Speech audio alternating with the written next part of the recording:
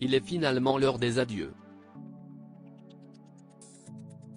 Mylène de Mongeau a tiré sa révérence et ses proches sont venus lui dire au revoir, une toute dernière fois, le samedi 10 décembre 2022. Les obsèques de la comédienne adorée des Français ont eu lieu à 10 heures précises au crématorium du cimetière du Père-Lachaise, dans le 20e arrondissement de Paris, comme l'avait annoncé son agent Laurent Grégoire plus tôt. Le sourire aux lèvres, toujours, malgré la souffrance, Mylène de Mongeau avait côtoyé les plus grands en foulant, des années durant, les plateaux de tournage. Si est naturellement, donc, que certains de ses confrères se sont joints aux obsèques, qu'il lui ait donné, ou non, la réplique sur scène ou à l'écran. Daniel Angeli, son photographe depuis 20 ans, Dominique Besnéard, Pierre Richard et sa femme Cella Laserde, Zinedine Soualem, Daniel Prévost et sa compagne Françoise se sont donc rendus au cimetière du Père-Lachaise pour assister à la cérémonie.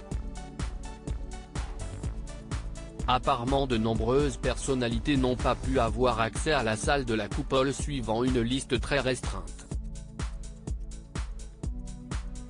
Établie par on ne sait pas qui. Mylène de Mongeau de plus en plus faible. Mylène de Mongeau est morte le 1er décembre 2022 à l'âge de 87 ans à l'hôpital Cognac-Jay de Paris, un établissement spécialisé dans la fin de vie de patients atteints de maladies graves. L'actrice a succombé à un cancer à récidive du péritoine, l'un des plus compliqués touchant l'appareil digestif, alors qu'elle annonçait, 2 ans plus tôt, être totalement guérie. Selon les informations du magazine Ici Paris, elle était, ces dernières semaines, de plus en plus faible et implorait les médecins de faire cesser cette torture. Récemment apparue dans la comédie Maison de retraite de Thomas Gilou, avec Gérard Depardieu et Kev Adams, Mylène de Mongeau était particulièrement populaire, notamment pour avoir incarné Laurette Pic face à Claude Brasseur. Elle n'était pourtant pas la femme d'un seul rôle.